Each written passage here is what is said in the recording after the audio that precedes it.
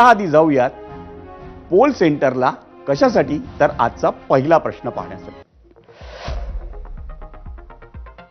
आजचा पहिला प्रश्न, महापालिका निवडणुकीत बंडखोरीचा सर्वाधिक फटका कोणाला बसेल हा प्रश्न आहे आणि पर्याय आहेत अर्थातच भाजप, शिवसेना, ठाकरे आणि इतर। हे चार पर्याय आम्ही आपल्याला दिलेले आहेत।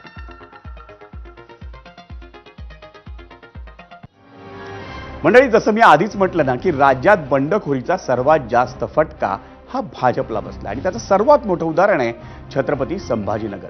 इथं एक तर भाजपची जागा वाटपाबरोबर शिवसेनेसोबतची युती फिसकटली, त्यामुळे मवियाचं आव्हान असतानाच मित्रपक्षही विरोधात समोर उभा राहिलाय।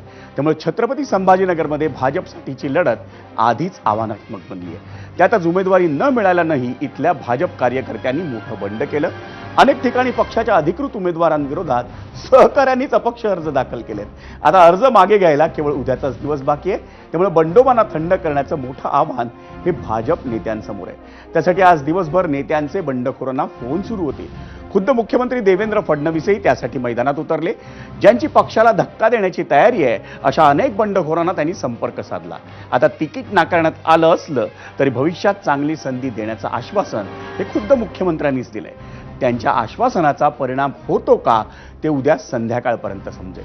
मुख्यमंत्र्यांप्रमाणेच प्रदेशाध्यक्ष रवींद्र चव्हाण, महसूल मंत्री चंद्रशेखर बावनकुळे हे देखील बंडखोरांची समजूत घालण्याचा प्रयत्न करत असल्याचं चित्र आज दिवसभर होतं आणि त्यांच्या प्रयत्नांना किती यश येतं त्यावर भाजपचं यश अवलंबून असेल। सध्या तरी नाराजांची समजुती घालण्यात यश येईल असा विश्वास पक्षाच्या नेत्यांना वाटतो।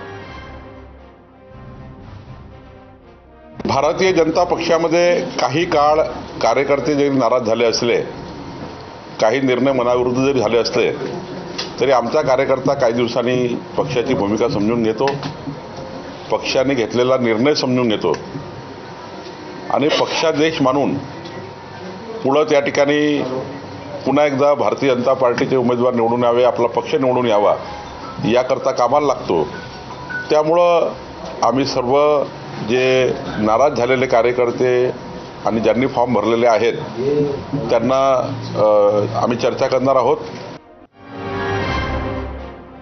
मंडळी, बंडखोरांना थंड करण्यासाठी मुख्यमंत्र्यांच्या प्रयत्नांना किती यश येतं हे तर आता उद्याच कळणार आहे। पण इकडे मुंबईत विधानसभा अध्यक्ष राहुल नार्वेकरांवर